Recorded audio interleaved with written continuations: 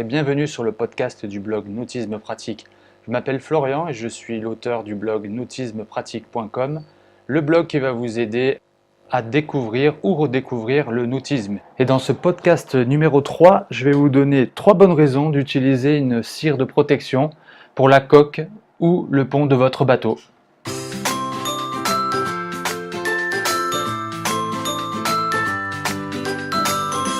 Et oui, donc aujourd'hui on va parler de la cire de protection qui est pour moi la solution ultime après un beau nettoyage ou une rénovation de coque ou de superstructure d'ailleurs. Mais c'est vraiment ce qui va vous donner un petit plus pour l'entretien du bateau et va faire en sorte qu'il va rester propre et brillant beaucoup plus longtemps. Alors moi j'ai remarqué que c'était pas très populaire en France, j'ai remarqué que ça se faisait pas beaucoup, hein, les gens particuliers après un nettoyage de bateau, voilà, se contentent de ça. Et c'est bien dommage parce que voilà, mettre une cire ça va vraiment donner un petit plus. Et je vais vous donner dans ce podcast 3 bonnes raisons. Bon déjà, alors qu'est-ce que c'est une cire de protection pour bateau? Alors celle que j'utilise moi, c'est la cire 3M Marine Ultra Performance Paste Wax. Donc ça se présente sous la forme d'une boîte en métal. Et à l'intérieur, la cire est une consistance un petit peu comme de la cire de bougie, mais en plus souple. Et on va donc appliquer cette cire à la main avec une microfibre. Donc c'est wax on, wax off. C'est-à-dire qu'on va appliquer la cire, laisser un petit peu sécher et ensuite essuyer derrière. Donc voilà, c'est vite expliqué, mais je peux vous assurer que le faire sur un bateau entier, c'est quand même pas mal de travail. Alors je pense que c'est très important d'utiliser une cire de protection de bateau car la coque et le bateau en général est soumis à des éléments naturels et d'importantes contraintes qui nécessitent un entretien régulier. Donc on peut utiliser cette cire soit en finition d'un nettoyage de début de saison, soit juste après un polish. Donc pour moi, il est essentiel de ne pas passer à côté de cette étape.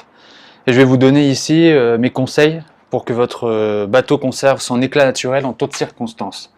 Donc 3 bonnes raisons d'utiliser une cire de protection de bateau. Donc la première raison, c'est qu'il s'agit d'un complément indispensable. Donc le polish, c'est une étape intermédiaire dans le nettoyage de la coque.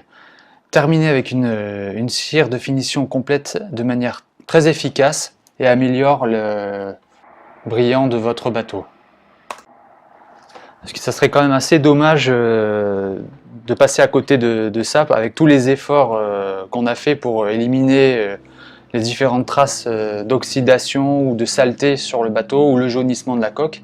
Ça serait quand même dommage de se passer de cette protection après tout ce travail. Et négliger cette étape expose votre coque de manière plus importante et limite dans la durée les effets du nettoyage ou du polish que vous avez fait.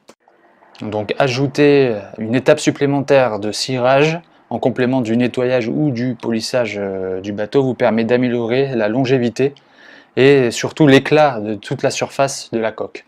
Et c'est encore plus vrai pour les bateaux de couleur, c'est-à-dire que cette protection va empêcher le ternissement des coques de bateaux de couleur de manière significative, ce qui est très appréciable. Tous les propriétaires de bateaux rouges, bleus ou noirs comprennent ce que je dis.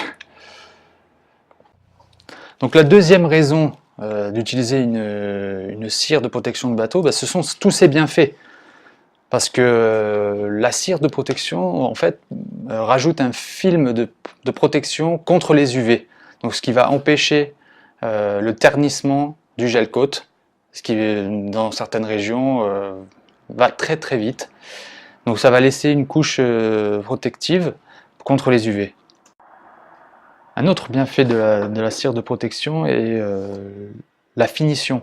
Ça va laisser le support encore plus brillant, notamment après un polish. On a fait des essais avec un appareil qu'on appelle un brillance-mètre. Donc bien sûr avant l'étape du polissage, juste après le polissage et après la cire. Et la cire augmente la brillance du support. Donc c'est assez appréciable d'avoir un bateau qui est hyper brillant et qui est le reste surtout. Donc une autre chose qui va faciliter ensuite les futurs nettoyages du bateau, c'est la capacité de la cire à rendre la surface très hydrophobe.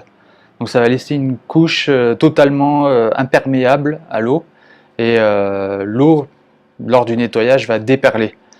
Et ce qui est intéressant, c'est en cas de pluie, ce qui va prévenir ces fameuses coulées noires qui sont très difficiles à enlever quand on a un gel coat farineux. Dans ce cas-là, vu que l'eau déperle, on n'a pas ces coulures noires. Donc troisièmement, une troisième raison pour appliquer une cire de protection, c'est si votre coque est farineuse ou jaune. Dans ce cas-là, il faut vraiment passer par l'étape du polish. Ça ne servirait à rien du tout d'appliquer une cire de protection. Donc dans ce cas-là, il faut faire un polish dans un premier temps et ensuite passer la cire. Donc enfiler les gants, masque et c'est parti.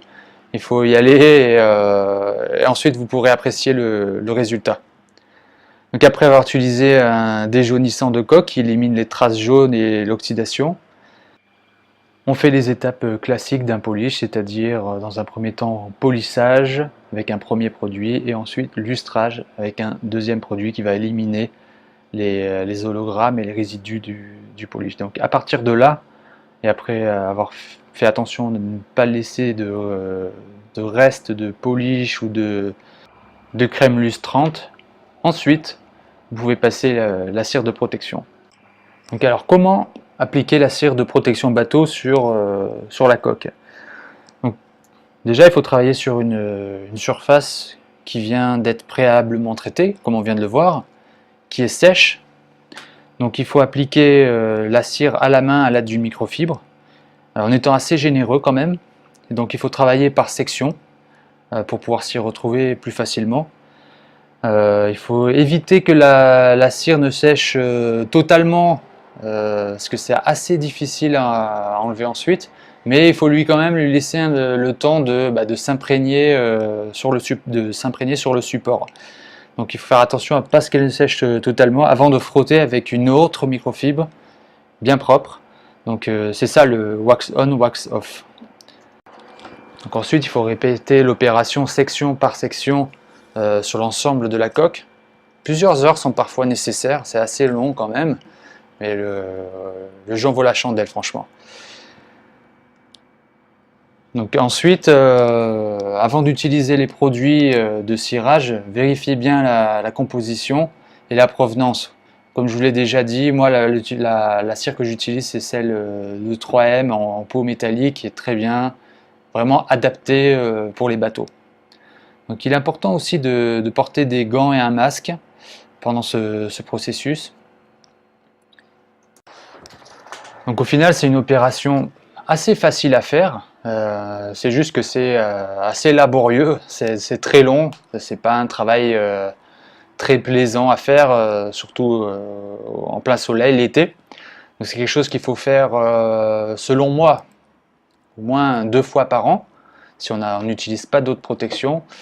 Voilà, il est possible de le faire soi-même ou vous pouvez demander à votre professionnel local qui aura l'expérience et tout le matériel adéquat, qui va garantir vraiment un service irréprochable et une finition parfaite. Mais l'esprit du blog Nautisme Pratique, c'est de le faire soi-même. Donc n'hésitez pas à me contacter si vous avez des questions à ce sujet.